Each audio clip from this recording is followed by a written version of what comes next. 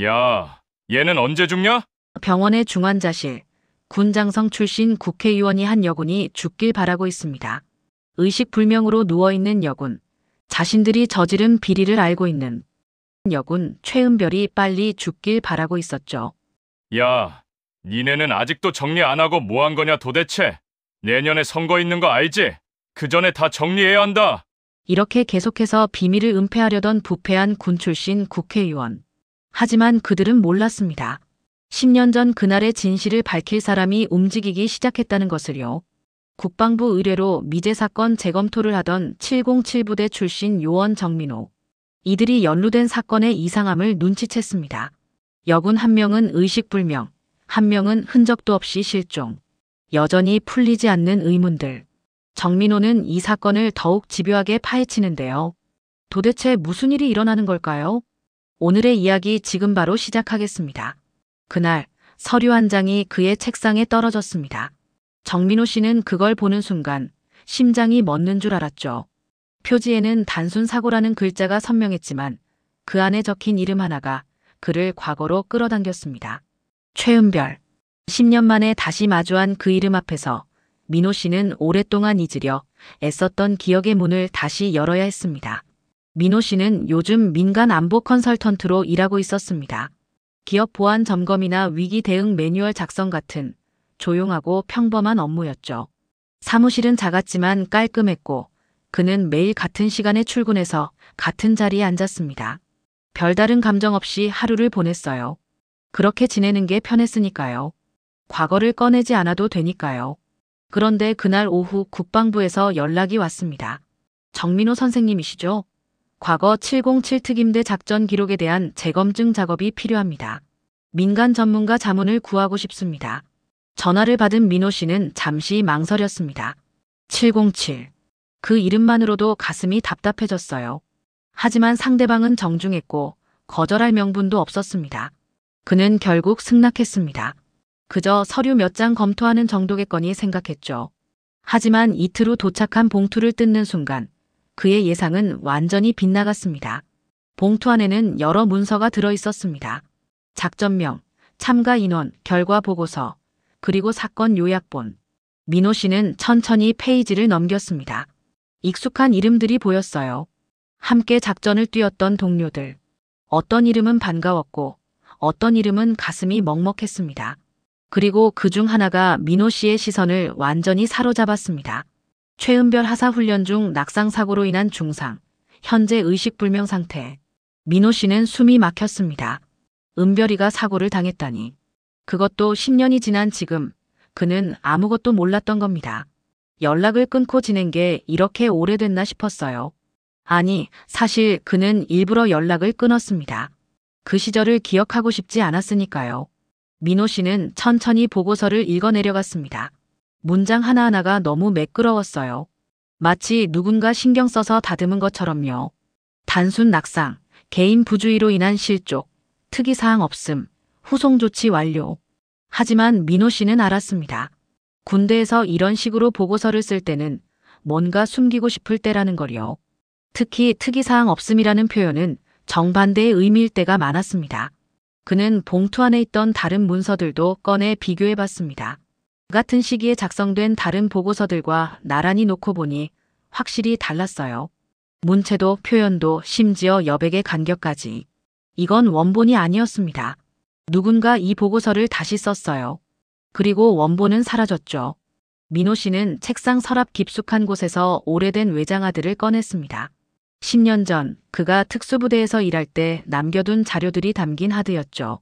사실 그는 그걸 버리려고 여러 번 시도했습니다. 하지만 손이 떨려서 다시 서랍에 넣곤 했어요. 이제야 그 이유를 알 것 같았습니다. 컴퓨터에 연결하자 낡은 폴더들이 화면에 떴습니다. 작전 기록, 무전 파일, 상황 보고. 민호 씨는 마우스를 천천히 움직여 하나의 파일을 클릭했습니다. 파일을 열자 낡은 무전기 녹음이 흘러나왔습니다. 지직거리는 노이즈가 심했지만 목소리는 또렷했습니다. 상황 종료, 복귀 준비. 그건 작전 당시의 음성이었습니다. 민호 씨는 눈을 감고 그 순간을 떠올렸습니다. 어둠 속에서 숨을 죽이고 무전기만 붙들고 있던 그날 밤을요. 은별이는 그때 간호병이었습니다. 전투요원은 아니었지만 위급한 상황에서는 함께 움직여야 했죠. 민호 씨는 그녀가 떨고 있던 걸 기억했습니다. 하지만 단 한 번도 약한 모습을 보이지 않았어요. 오히려 다른 대원들을 챙기며 침착하게 움직였죠. 민호 씨는 보고서를 다시 펼쳤습니다. 문장 사이사이에 숨겨진 의도를, 지워진 흔적들을, 그리고 누군가 애써 감추려 한 진실을 찾기 시작했습니다. 그는 형광펜을 들고 이상한 부분에 줄을 그었습니다. 개인 부주의라는 표현, 특이사항 없음이라는 결론, 그리고 작성자 이름조차 명확하지 않은 서명란. 그날 밤 민호 씨는 늦게까지 서류를 들여다봤습니다. 커피는 식었고 창밖은 이미 어두웠습니다. 그는 조용히 서류를 접었습니다. 그의 눈빛은 이미 조사관의 것이었습니다. 민호 씨는 다음 날 아침 일찍 병원으로 향했습니다. 최은별이 입원해 있다는 중앙대학병원 중환자실이었죠. 복도는 소독약 냄새로 가득했고 간호사들의 발소리만이 조용히 울렸습니다. 민호 씨는 중환자실 유리문 앞에 멈춰 섰습니다. 그 안에 은별이가 있었어요. 침대 위에 누운 그녀는 너무나 작아 보였습니다. 얼굴은 창백했고 여러 개의 선이 그녀의 몸에 연결되어 있었어요. 민호 씨는 천천히 다가가 그녀의 손을 바라봤습니다. 그리고 그 순간 이상한 점을 발견했죠. 그녀의 손목에는 낡은 시계가 채워져 있었습니다. 은색 케이스에 가죽 밴드가 달린 군용 시계였어요. 민호 씨는 그 시계를 알고 있었습니다. 10년 전 작전 당시 지급받았던 표준 장비 중 하나였죠. 하지만 이상했어요. 초침이 멈춰 있었습니다. 정확히 오전 3시 14분에서요. 이상하죠? 뒤에서 목소리가 들렸습니다. 민호 씨가 돌아보니 30대 중반쯤 되어 보이는 남자가 서 있었어요. 정장 차림의 짧은 머리, 예리한 눈빛. 민호 씨는 본능적으로 알아챘습니다. 이 사람도 같은 업계 사람이라는 걸요. 국가안보실 남경필입니다. 남자는 명함을 건네며 낮은 목소리로 말했습니다. 민호 씨는 명함을 받아들었지만 시선은 여전히 시계에 고정되어 있었어요. 그 시계 왜 차고 있는 겁니까? 저희도 궁금합니다. 사고 당시부터 차고 있었다고 하더군요. 떼어내려 했지만 본인이 거부했답니다. 의식이 없는데도요. 남경필은 창밖을 바라보며 조용히 말을 이었습니다. 정민호 씨, 707 특임대 출신이시죠? 민호 씨는 잠시 침묵했습니다. 자신의 과거를 아는 사람이 여기 있다는 사실이 놀라웠어요. 하지만 부정할 이유도 없었습니다. 네. 10년 전에 전역했습니다. 그럼 그 작전도 기억하시겠네요. 이 친구와 함께였던 작전 말입니다. 남경필의 목소리에는 묘한 긴장감이 있었습니다. 민호 씨는 고개를 끄덕였어요. 기억합니다.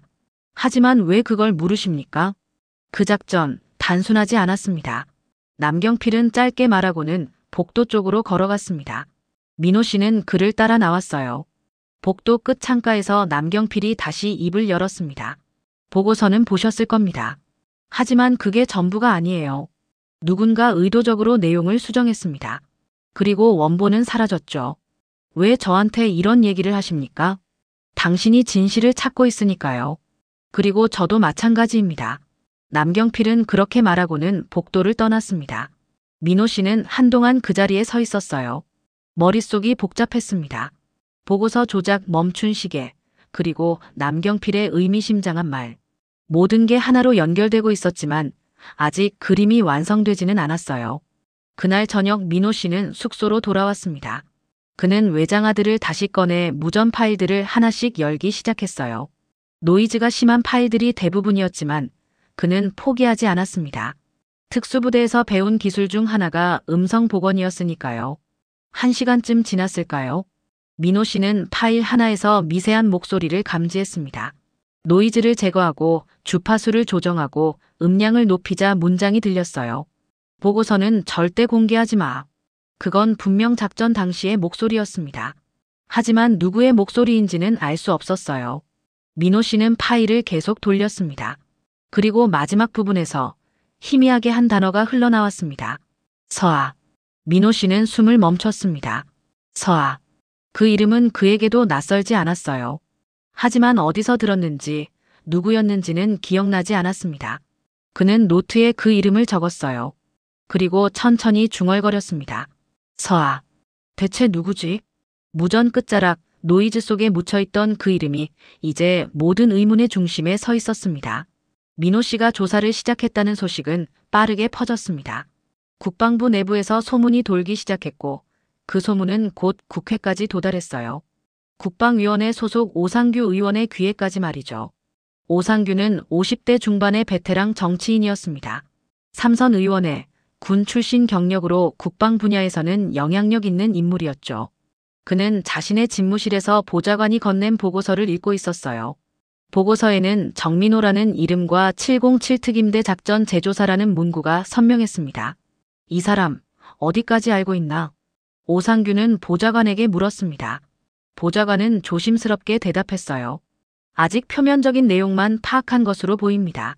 하지만 계속 파고들고 있습니다. 그래. 오상규는 창밖을 바라봤습니다. 국회의 사당이 내려다 보이는 고층 사무실이었죠.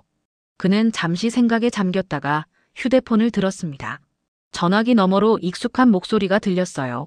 남경필입니다. 경필이 나야. 지금 시간 괜찮나? 네, 의원님. 그 사람 정민호라고 하던가.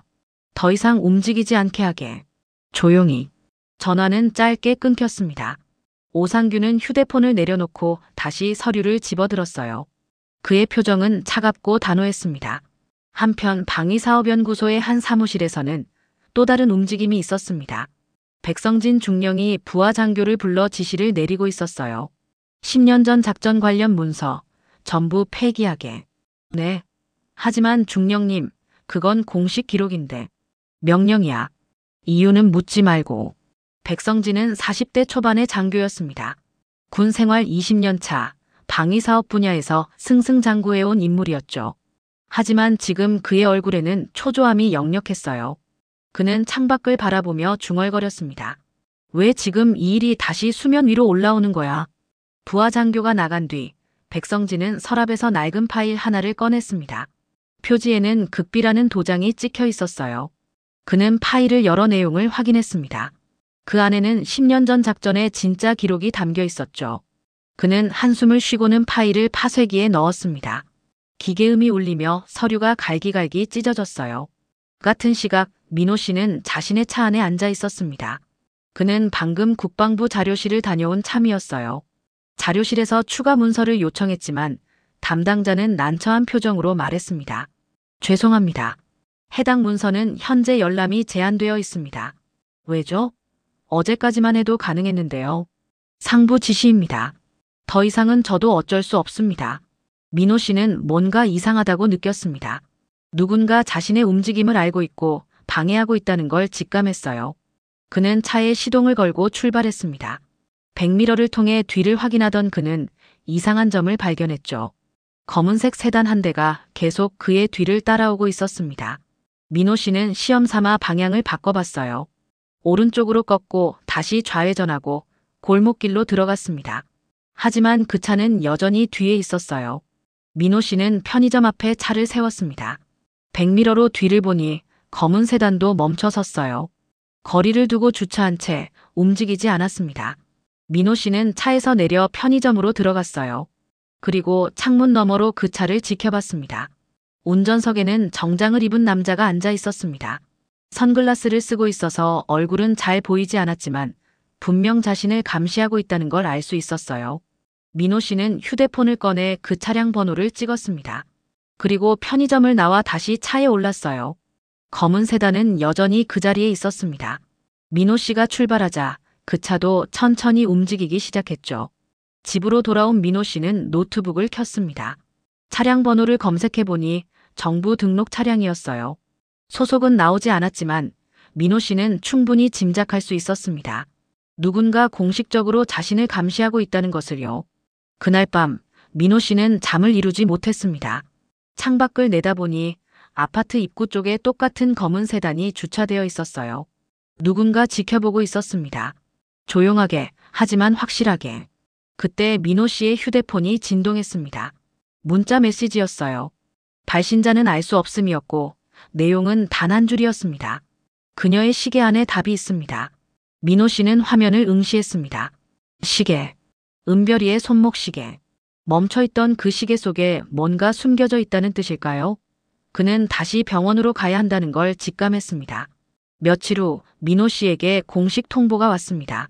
국방부에서 그를 자료 재검토관으로 임시 등록한다는 내용이었어요. 일주일 기한의 단기 계약직이었지만 어쨌든 공식적으로 국방부 건물에 출입할 수 있게 된 거죠. 민호 씨는 복잡한 심경이었습니다. 이게 기회인지 아니면 함정인지 알 수 없었으니까요. 첫 출근 날 민호 씨는 국방부 청사 로비에 섰습니다. 10년 만에 다시 밟는 이곳은 여전히 낯설면서도 익숙했어요. 하지만 분위기는 예전과 달랐습니다. 복도를 지나갈 때마다 사람들이 그를 쳐다봤어요. 그리고 시선을 피했습니다. 정민호 선생님이시죠? 인사과 소령 정상우가 다가와 악수를 청했습니다. 그는 40대 초반의 온화해 보이는 장교였어요. 하지만 악수하는 손에 힘이 없었습니다.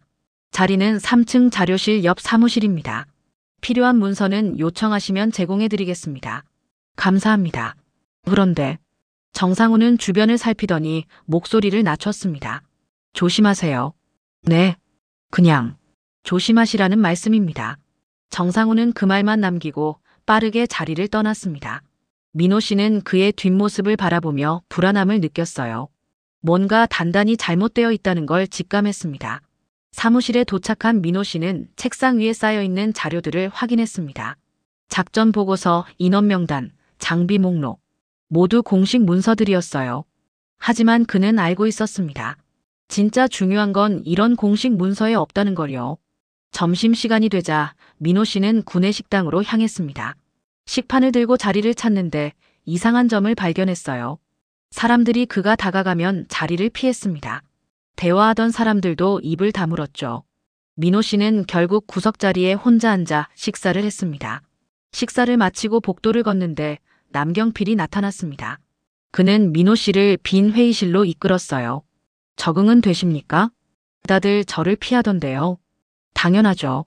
당신이 뭘 조사하는지 다들 알고 있으니까요.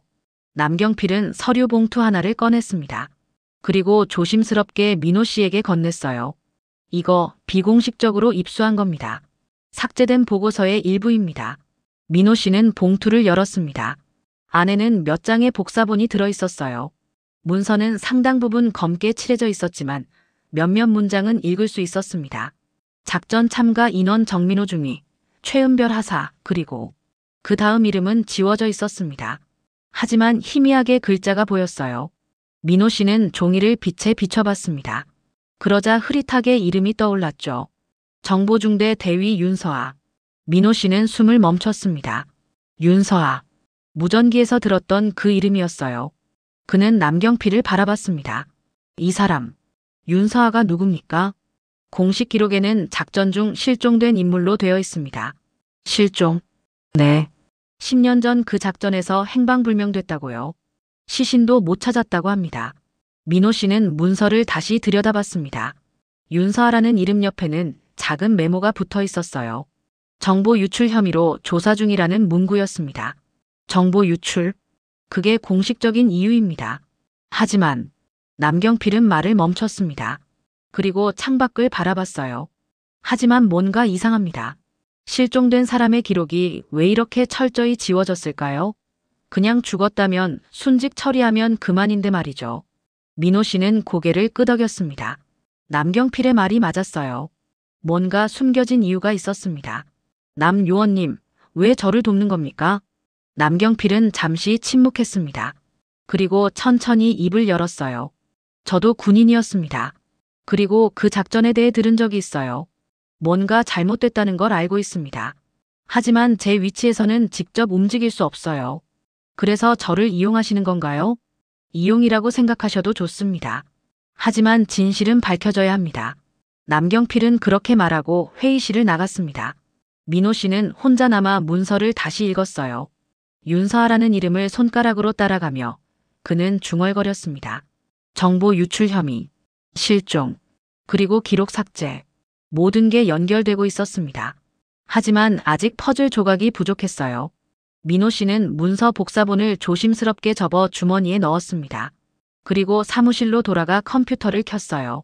내부 데이터베이스에 접속해 윤서아를 검색했습니다. 하지만 결과는 해당 인물 없음이었습니다. 완전히 지워진 거죠. 민호 씨는 다른 방법을 시도했습니다. 과거 작전 기록, 인사명령, 심지어 급여 대장까지 뒤졌어요. 하지만 윤서아라는 이름은 어디에도 없었습니다. 그날 저녁 민호 씨는 사무실에서 혼자 문서를 정리하고 있었습니다. 그때 문이 열리며 정상우 소령이 들어왔어요. 아직 안 가셨어요? 네, 조금 더 정리할 게 있어서요. 정상우는 주변을 살피더니 민호 씨에게 다가왔습니다. 윤서아 대위를 찾고 계시죠? 민호 씨는 깜짝 놀랐습니다. 정상우가 어떻게 알았을까요? 그분, 죽지 않았습니다. 뭐라고요? 확실하지는 않지만 소문으로 들었어요. 어딘가 살아있다고요. 정상우는 그 말만 남기고 서둘러 나갔습니다. 민호 씨는 그 자리에 얼어붙었어요. 죽지 않았다. 윤서아가 살아있다면 모든 게 달라집니다. 그는 삭제된 문서 복사본을 다시 꺼내 응시했습니다. 그리고 조용히 중얼거렸습니다. 그녀는 죽지 않았어. 민호 씨의 움직임은 이미 여러 사람의 눈에 포착되고 있었습니다. 방위사업연구소의 백성진 중령은 모니터 앞에 앉아 CCTV 영상을 확인하고 있었어요. 화면에는 국방부 건물 내부가 보였고 민호 씨가 복도를 걷는 모습이 찍혀 있었습니다. 3층 자료실, 오후 2시 30분. 다시 한번 확인하게. 백성진은 부하에게 지시했습니다. 화면이 되감기며 민호 씨가 자료실에서 나오는 장면이 천천히 재생됐어요. 그의 손에는 서류 봉투가 들려 있었습니다. 뭘 가져간 거지? 백성진은 초조한 표정으로 휴대폰을 들었습니다. 그리고 오상규 의원에게 전화를 걸었어요. 의원님, 정민호가 계속 움직이고 있습니다. 삭제된 문서까지 추적하고 있는 것 같습니다. 전화 너머로 오상규의 낮은 목소리가 들렸습니다. 알았네. 계속 지켜보고 보고하게. 전화가 끊겼습니다. 백성진은 한숨을 쉬며 다시 모니터를 응시했어요. 화면 속 민호 씨는 여전히 무언가를 찾고 있었습니다. 그날 밤 민호 씨는 집으로 돌아왔습니다. 현관문을 열고 들어서는 순간 이상한 느낌이 들었어요. 뭔가 달랐습니다. 신발장의 신발 위치가 미묘하게 바뀌어 있었고 거실 책상 위에 서류가 살짝 어긋나 있었죠. 누가 들어왔었어? 민호 씨는 조심스럽게 집안을 살폈습니다. 하지만 아무도 없었어요. 침입자는 이미 떠난 뒤였습니다. 그는 외장하드가 있던 서랍을 열었어요. 다행히 그대로 있었습니다. 하지만 누군가 이곳을 뒤진 건 확실했어요. 민호 씨는 창문으로 다가가 밖을 내다봤습니다. 아파트 주차장에는 여전히 그 검은 세단이 서 있었어요. 감시는 계속되고 있었습니다. 그때 현관 밖에서 인기척이 들렸습니다. 민호 씨는 긴장했어요. 하지만 문을 열지 않았습니다. 그냥 초인종 소리만 들려왔죠. 한 번, 두 번, 세 번. 그리고 멈췄습니다. 민호 씨는 조심스럽게 현관문의 도어락 화면을 확인했습니다. 복도에는 아무도 보이지 않았어요. 하지만 바닥에 뭔가 놓여 있었습니다. 그는 문을 살짝 열고 그걸 집어들었어요. 작은 봉투였습니다. 봉투 안에는 USB 메모리가 들어 있었습니다. 그리고 작은 메모지 하나. 거기에는 단 한 줄만 적혀 있었어요. 지금은 아무 말도 하지 마세요. 남경필이었습니다. 민호 씨는 주변을 살피며 재빨리 문을 닫았어요. 그리고 USB를 컴퓨터에 꽂았습니다. 파일이 열리자 영상이 재생되기 시작했습니다. 흑백 화면이었어요. 열상 카메라로 촬영한 것 같았습니다. 화면에는 10년 전, 그날 밤의 작전 현장이 찍혀 있었죠. 어둠 속에서 움직이는 인물들의 실루엣이 보였습니다. 이게, 민호 씨는 화면에 집중했습니다. 영상 속에서 한 명의 인물이 움직이고 있었어요. 체형과 움직임으로 봐서 여성이었습니다. 그녀는 무언가를 들고 있었어요. 민호 씨는 화면을 일시 정지하고 확대했습니다. 그 순간 민호 씨는 숨을 멈췄습니다. 화면 속 여성의 실루엣이 선명하게 보였어요. 그리고 그녀 옆에 적힌 시간 코드. 오전 3시 14분. 은별이의 시계가 멈춘 바로 그 시간이었습니다. 윤서아. 영상은 계속 이어졌습니다. 화면 속 여성은 총을 들고 있지 않았어요. 오히려 누군가에게서 도망치는 것처럼 보였습니다. 그리고 그 뒤를 쫓는 또 다른 인물이 있었죠. 민호 씨는 영상을 천천히 돌렸습니다. 프레임 하나하나를 확인하며 그날 밤의 진실을 찾으려 했어요. 그리고 영상 마지막 부분에서 충격적인 장면을 발견했습니다. 어둠 속에서 한 남자의 얼굴이 잠깐 스쳐 지나갔습니다. 열상 카메라 특성상 정확한 얼굴은 보이지 않았지만 윤곽은 충분히 알아볼 수 있었어요. 민호 씨는 그 얼굴을 알고 있었습니다. 오상규. 10년 전에도 군 출신 정치인이었던 그 사람. 국방위원회에서 영향력을 행사하던 그 사람이 왜 그날 밤 작전 현장에 있었던 걸까요?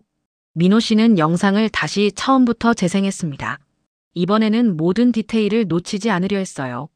윤서아의 움직임, 오상규의 등장, 그리고 그 사이에서 벌어진 일들. 모든 게 하나씩 드러나기 시작했습니다. 영상을 끝까지 본 민호 씨는 의자에 깊이 앉았습니다. 이제 확신할 수 있었어요. 윤서아는 살아있었고 그날 밤 뭔가 큰 일이 벌어졌던 겁니다. 그리고 그 일을 숨기기 위해 누군가 모든 기록을 조작했죠. 그날 총을 쏜 건 그녀가 아니었어. 민호 씨는 USB를 빼서 안전한 곳에 숨겼습니다. 이건 결정적인 증거였어요. 하지만 동시에 위험한 것이기도 했습니다. 그는 창밖을 다시 내다봤어요. 검은 세단은 여전히 그곳에 있었습니다. 감시의 눈은 잠들지 않고 있었죠. 새벽 5시, 민호 씨는 병원으로 향했습니다. 아직 해가 뜨기 전이었고 복도는 조용했어요. 면회 시간이 아니었지만 그는 중환자실 담당 간호사를 설득했습니다. 잠깐만 들어가겠습니다. 꼭 확인할 게 있어서요.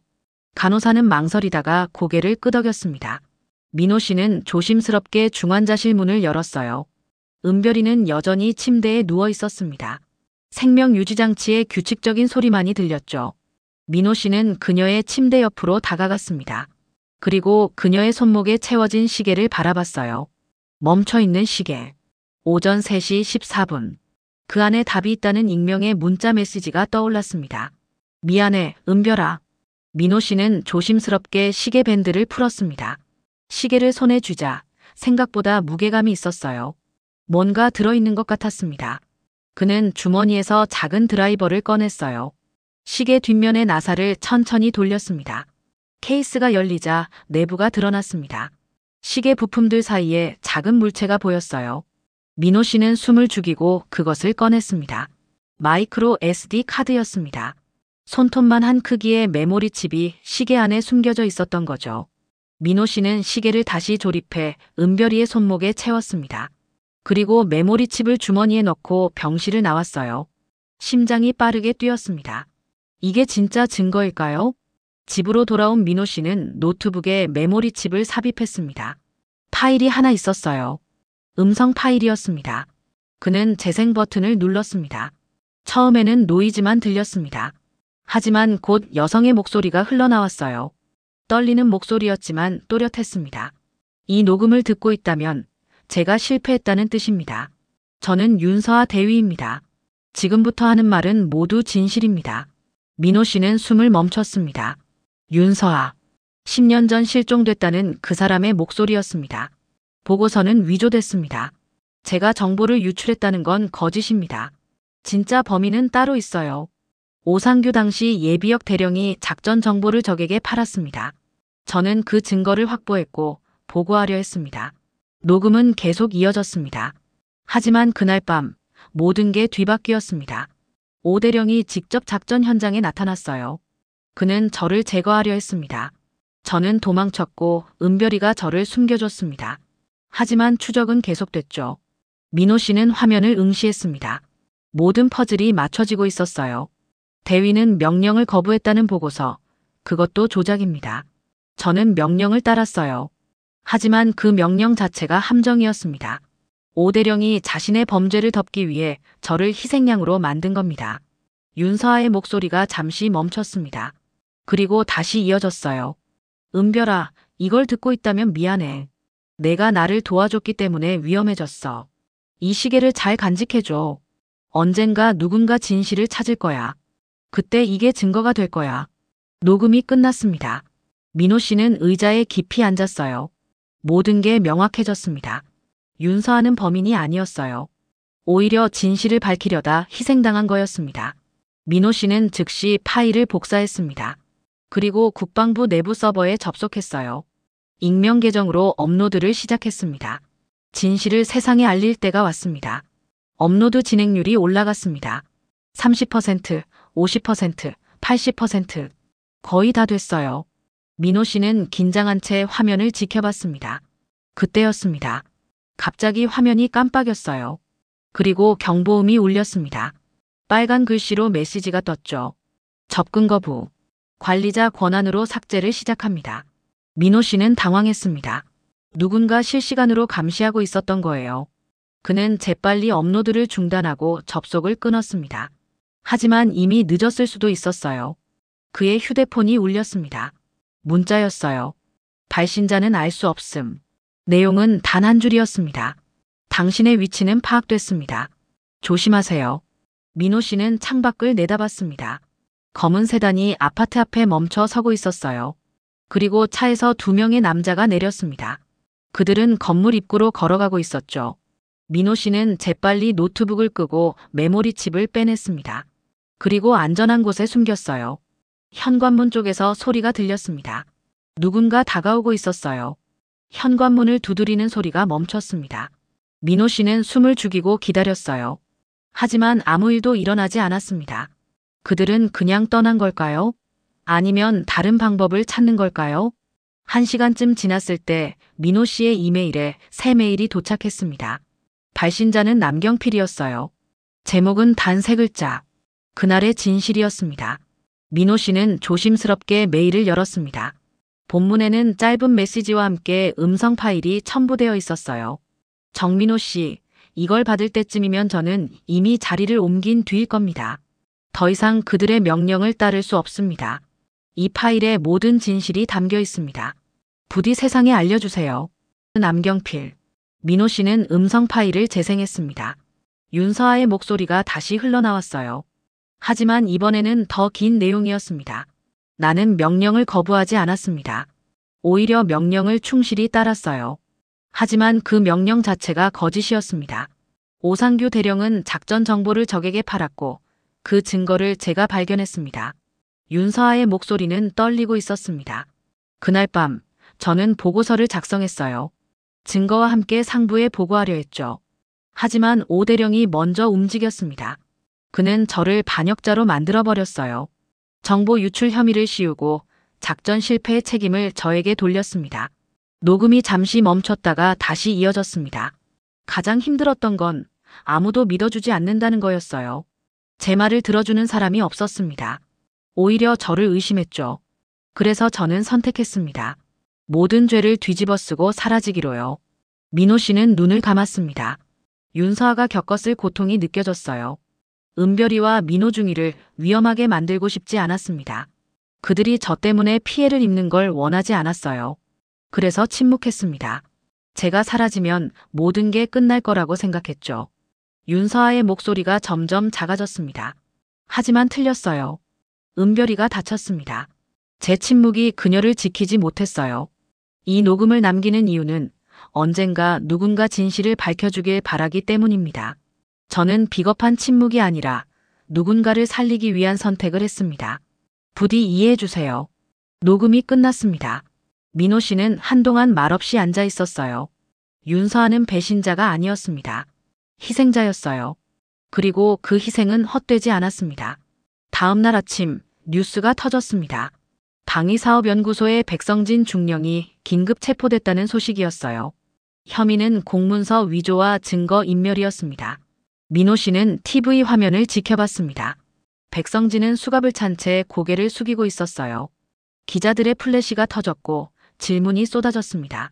10년 전 작전 기록을 조작한 게 사실입니까? 윤서아 대위 실종 사건과 관련이 있습니까?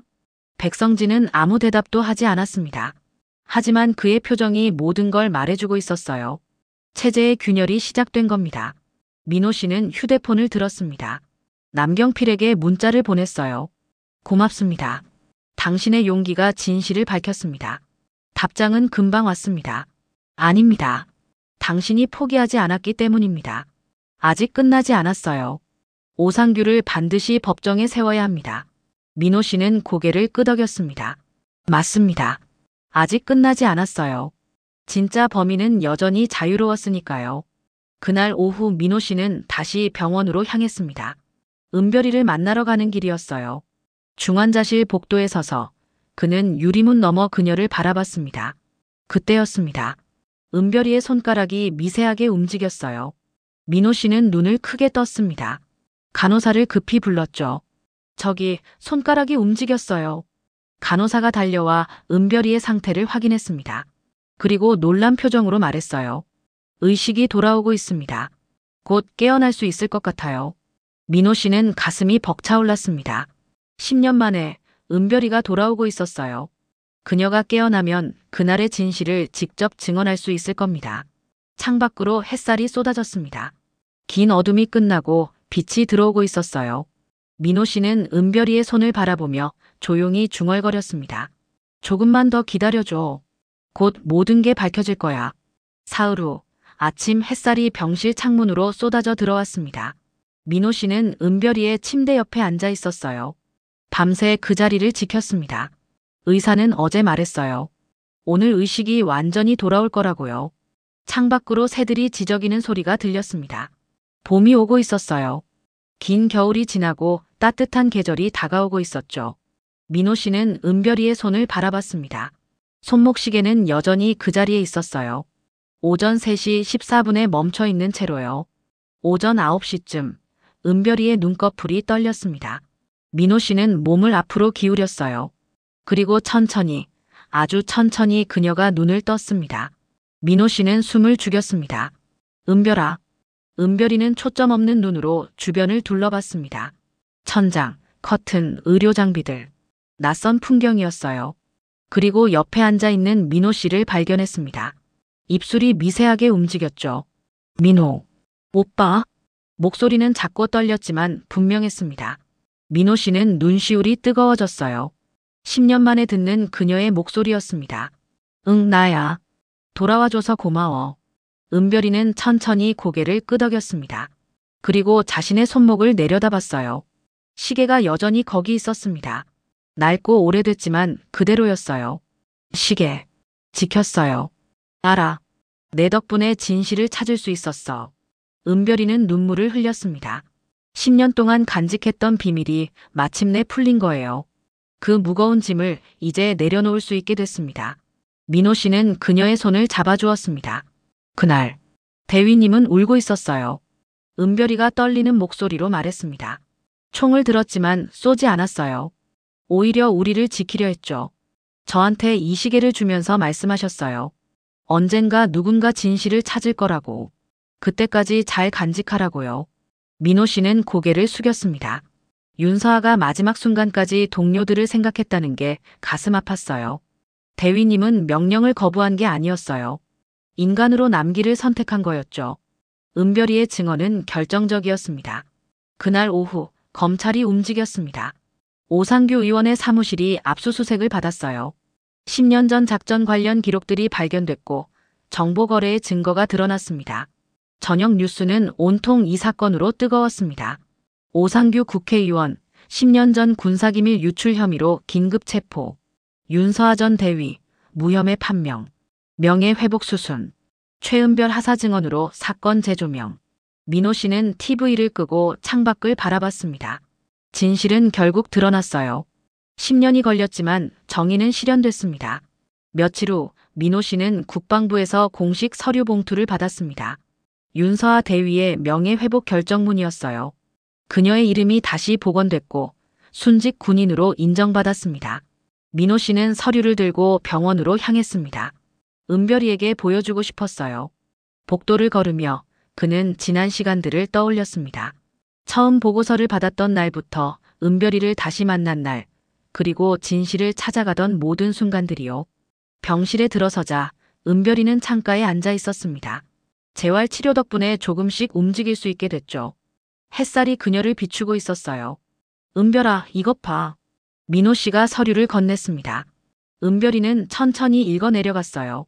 윤서아 대위의 이름이 복원됐다는 내용, 무혐의 판정, 명예회복, 그리고 순직 군인 인정. 그녀는 조용히 눈물을 흘렸습니다. 대위님, 이제 편히 쉴 수 있겠네요. 그래. 그분은 잘못하지 않았어. 끝까지 군인으로, 인간으로 남았던 거야. 은별이는 손목시계를 내려다봤습니다. 여전히 오전 3시 14분에 멈춰 있는 시계. 하지만 이제 그 시계는 슬픔의 상징이 아니었어요.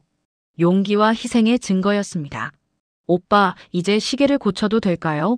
민호 씨는 잠시 생각했습니다. 그리고 고개를 끄덕였어요. 그래. 이제 다시 움직여야지. 한 달 후 민호 씨는 은별이와 함께 시계 수리점을 찾았습니다. 시계공은 조심스럽게 시계를 분해하고 부품을 교체했어요. 그리고 건전지를 넣었습니다. 똑똑똑. 초침이 움직이기 시작했습니다. 멈춰있던 시간이 다시 흐르기 시작한 거예요. 은별이는 그 모습을 지켜보며 미소 지었습니다. 이제 앞으로 갈 수 있겠어요. 그래. 우리 모두. 병원을 나서는 길, 민호 씨는 시계를 찬 은별이를 바라봤습니다. 그녀는 햇살 속을 걸으며 천천히 재활 운동을 하고 있었어요. 걸음은 느렸지만 방향은 확실했습니다. 아직 완전히 회복되지는 않았지만 매일 조금씩 나아지고 있었습니다. 그리고 그것으로 충분했어요. 민호 씨는 하늘을 올려다봤습니다. 구름 한 점 없이 맑은 하늘이었어요. 어딘가에서 윤서와 대위가 지켜보고 있을 것 같았습니다. 그리고 미소 짓고 있을 거라고 생각했어요. 자신의 희생이 헛되지 않았다는 걸 알았을 테니까요. 대위님, 이제 편히 쉬세요. 당신의 침묵은 헛되지 않았습니다. 당신은 잘못하지 않았어요. 끝까지 인간으로 남았던 겁니다. 복도에는 오후의 햇살이 쏟아지고 있었습니다. 은별이의 손목에서 시계 초침 소리가 잔잔히 울렸어요. 똑똑똑. 규칙적이고 고요한 소리였습니다. 멈췄던 시간은 다시 흐르고 있었고 그들의 살도 천천히 앞으로 나아가고 있었습니다. 진실은 언제나 빛을 찾아냅니다. 시간이 걸리더라도 반드시요. 그리고 그 진실을 지키기 위해 싸운 사람들의 용기는 결코 잊히지 않습니다. 여러분, 이 이야기가 마음에 드셨다면 구독과 좋아요 부탁드립니다. 여러분의 작은 관심이 더 좋은 이야기를 만드는 큰 힘이 됩니다. 다음 이야기도 기대해 주세요. 감사합니다.